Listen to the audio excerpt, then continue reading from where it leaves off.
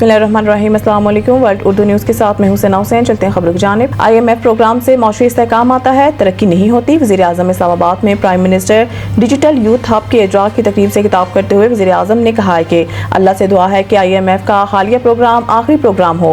77 सालों में हमारे कर्जों में इजाफा ही हुआ है। वज़ीर आज़म ने कहा है कि आप लोगों को मालूम होगा कि IMF से स्टाफ लेवल मुआहदा हो गया, लेकिन ये $1 मिलियन कर्ज है, हमने कमाया नहीं है। उन्होंने कहा है कि नौजवान नस्ल की मेहनत और हुनर की बदौलत कर्ज की ज़िंदगी को वकार की ज़िंदगी में बदलना है और मैं आखिरी हद तक आपको कर्जों से निजात दिलाऊंगा।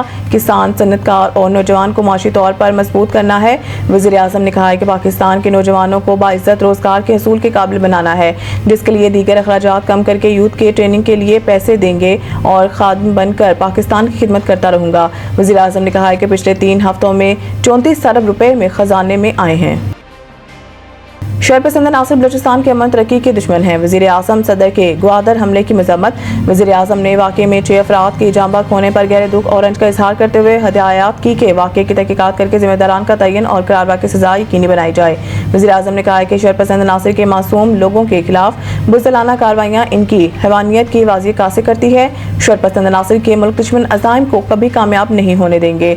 वज़ीर आज़म ने कहा है कि मुझ समेत पूरी कौम को अपनी सिक्योरिटी फोर्सेस और कानून नाफिज करने वाले इदारों पर फख्र है। सदर ममलिकत आसिफ अली जरदारी ने मसला अफराद की फायरिंग की मजम्मत करते हुए दहशतगर्द हमले में कीमती जानी नुकसान पर इजहार अफसोस किया। आसिफ अली जरदारी ने कहा है कि दहशतगर्द मुल्क की तरक्की और सूबे की खुशहाली के दुश्मन हैं। दहशतगर्द बलूचिस्तान को तरक्की करता नहीं देखना चाहते। सदर ममलिकत ने हमले में जख्मी अफराद की जल्द सेहत याबी, जाँ बाक अफराद के लिए बुलंदी दर्जात और अहल खाना के लिए सब्र जमील की दुआ की।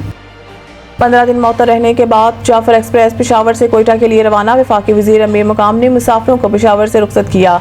जाफर एक्सप्रेस जुम्मे को कोयटा से पेशावर आएगी। गुज़िश्ता रोज़ वजीर रेलवे हनीफ अब्बासी ने ऐलान किया था कि हफ्ते में 2 दिन चलने वाली बोलान मेल रोजाना की बुनियाद पर चलाई जाएगी। मीडिया से गुफ्तगू में अमीर मुकाम ने कहा है कि जो बलूचिस्तान की तरक्की रोकना चाहते थे, इन्हें मायूसी हुई। दहशतगर्दी के खिलाफ कौम मुत्तहिद है, कोई सियासत ना करे। मखसूस जमात नफरत और शरंगेजी का मुजाहरा करी है। याद रहे कि 2 हफ्ते कबल बलूचिस्तान के इलाके बोलान में दहशतगर्दों ने जाफर एक्सप्रेस पर हमला करके खवातीन और बच्चों समेत तमाम अफराद को यरगमाल बना लिया था और फायरिंग करके 18 फौजियों समेत 26 अफराद को शहीद कर दिया गया था।